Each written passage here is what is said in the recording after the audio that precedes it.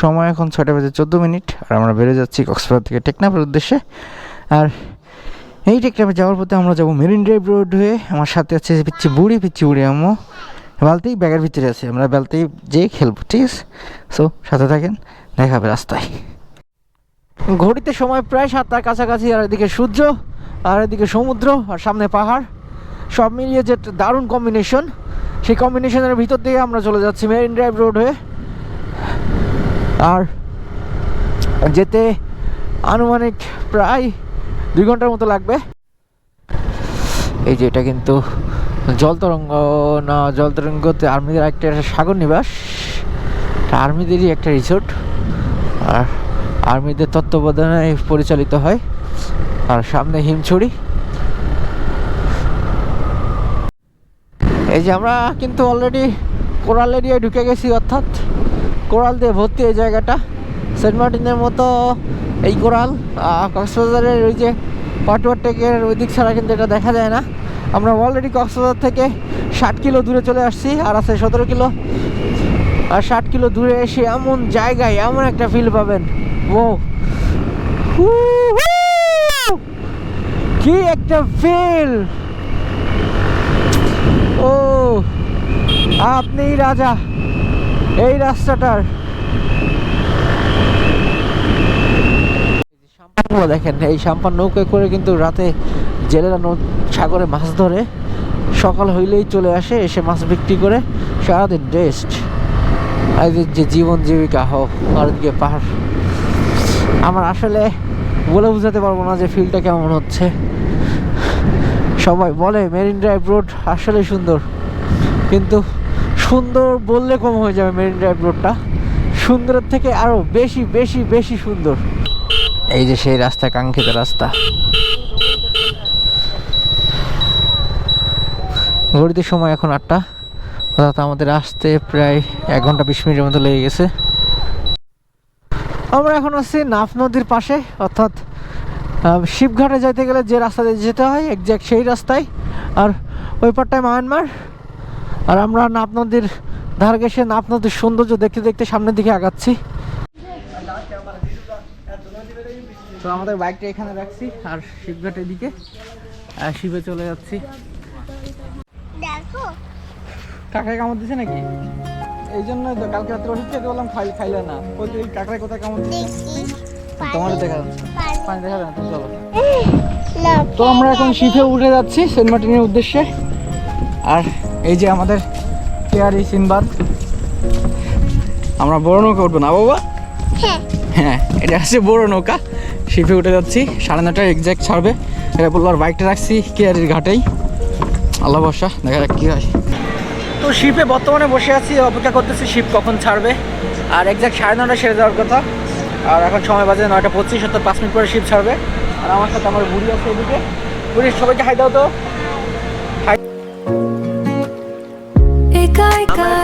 বন্দর ক্রস করতেছি, অর্থাৎ এই যে শিপে আমরা আছি, কেয়ারি শিপ।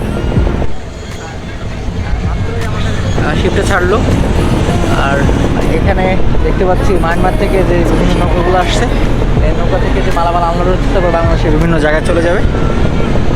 দীর্ঘ 2-2.5 ঘন্টা জার্নিতে। যদি বোরিং ফিল না করতে চান, তাহলে আপনি শিপের ভিতরে ঘুরে ঘুরে দেখবেন।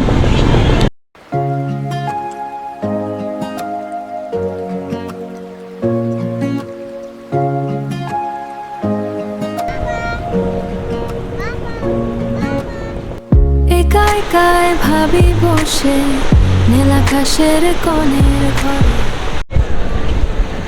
আর আমাদের সাথে একই সাথে যে MV বারোয়ালিয়া শিপটা সেরে আসছে, সেটা অলরেডি ঘাটে ফিরাইছে।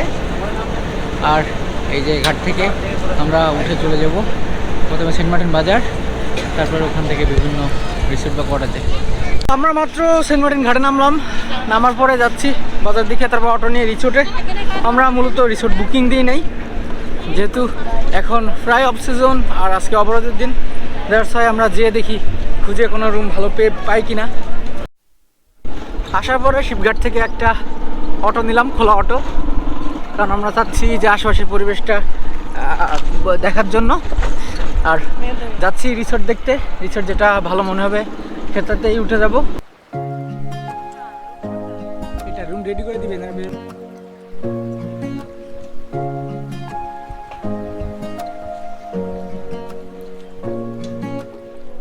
একা একাই ভাবি বসে নীলাকাশের কোণের ঘরে স্বপ্নগুলো এলো এলো নারিকেল জিঞ্জিরা এলো বালি খেলবো ঠিক আছে, কিন্তু কাঁকড়াটা নিয়ে যাও। জিঞ্জিরা এলো কেন? দূরের থাকে সমুদ্র এটা হচ্ছে বিচ, আর এই যে হচ্ছে আমাদের রুম, যে কটেজ, কটেজের ভিতরে উঠে যাচ্ছি।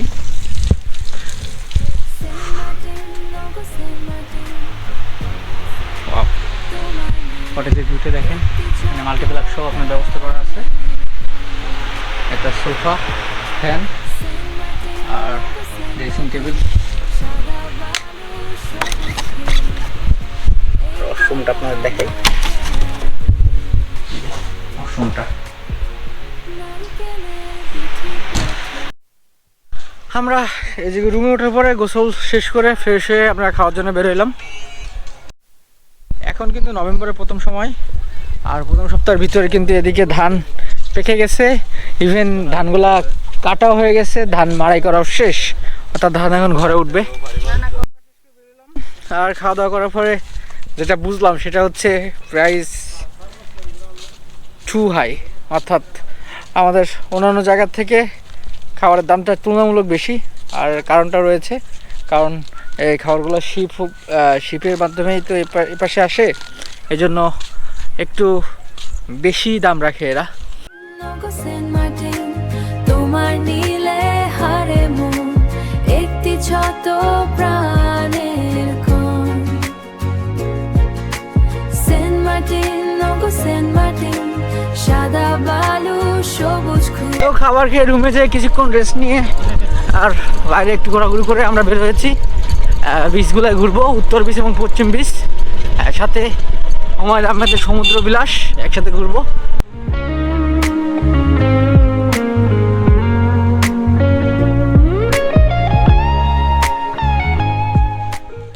আমরা এখন আসছি দারুচিনি বিচ, অর্থাৎ পশ্চিম বিচের একটা অংশ। এই অংশে আসার পরে আমরা এখান থেকে দেখা যাচ্ছে যে পশ্চিম পাশে সূর্য অলরেডি ঢেলে পড়ছে, এখান থেকে পশ্চিম দিকে সূর্য অস্ত দেখা যাবে। এরপরে আমরা যাব উত্তর বিচে, অর্থাৎ সবচেয়ে বড় বিচে, এখানে কিছুক্ষণ ঘোরাফেরা করে আমরা ব্যাক করবো। নারিকেল জিঞ্জিরা সেন্ট মার্টিন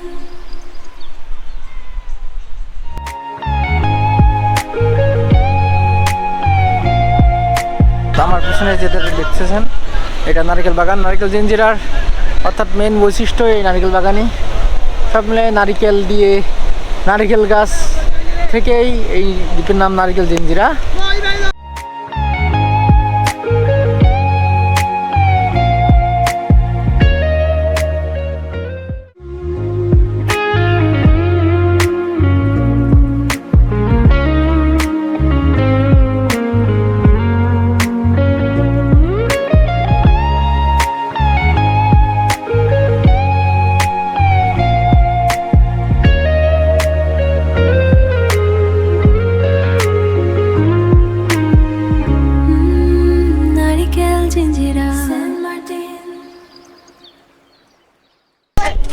আমরা এখন যাচ্ছি ছেড়াদ্বীপ।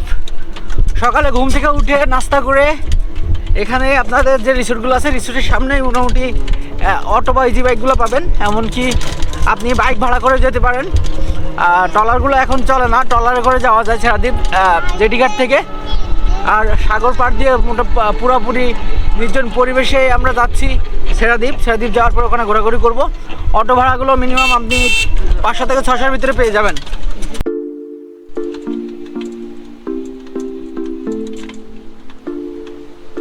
এখন যাচ্ছি পূর্ব বিচ ধরে।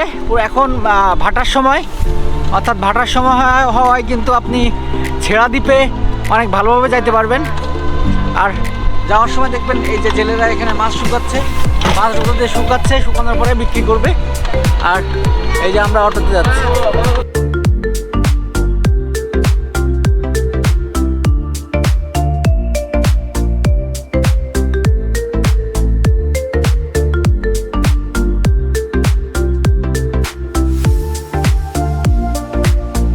আমরা এখন এখন আছি ছেড়া দ্বীপে, অর্থাৎ সেন্ট মার্টিনের সর্বশেষ জায়গা। এখান থেকে বাংলাদেশের সীমানা শেষ এই জায়গাটায়। তো এক্সপ্লোর করতেছি, আমাদের এক্সপ্লোর করতে ভালো লাগে। অনেক সময় লাগলো হেঁটে হেঁটে আসতে, সবাই আসছে হেঁটেই। আর এখানে পানি রয়েছে।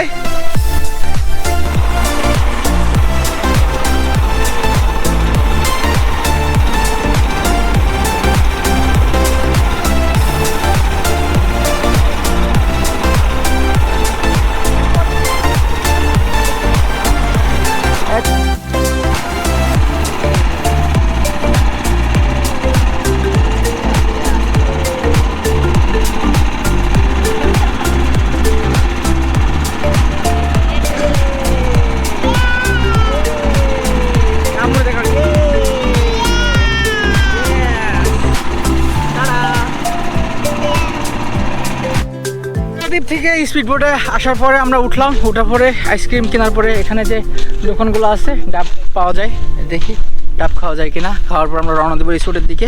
তারপর সব কিছু ল্যাগেজ গুছিয়ে ব্যাগ অ্যান্ড ব্যাগেজে চলে যাব জেটিঘাট।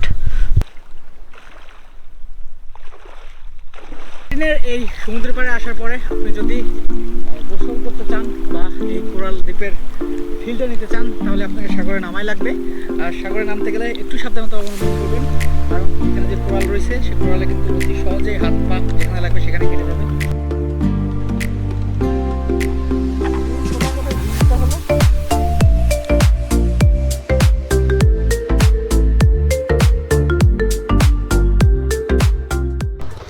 বিসমিল্লাহির রহমানির রহিম। অবশেষে টেকনাফ পৌঁছে গিয়েছি আমরা। টেকনাফ পৌঁছে বাইকটা একটু রেডি করে আমরা নিজেরা রেডি হয়ে চলে যাচ্ছি।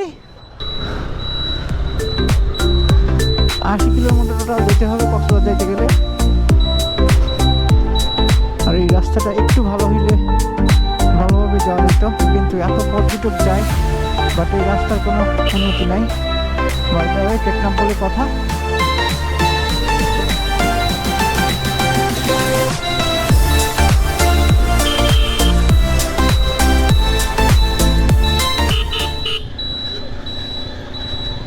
তো সামনে যদি আমি কোথাও দেখানোর মতো জায়গা পাই ফিরে আসতেছি।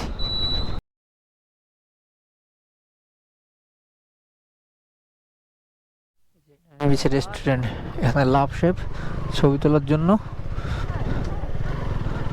ওহো হো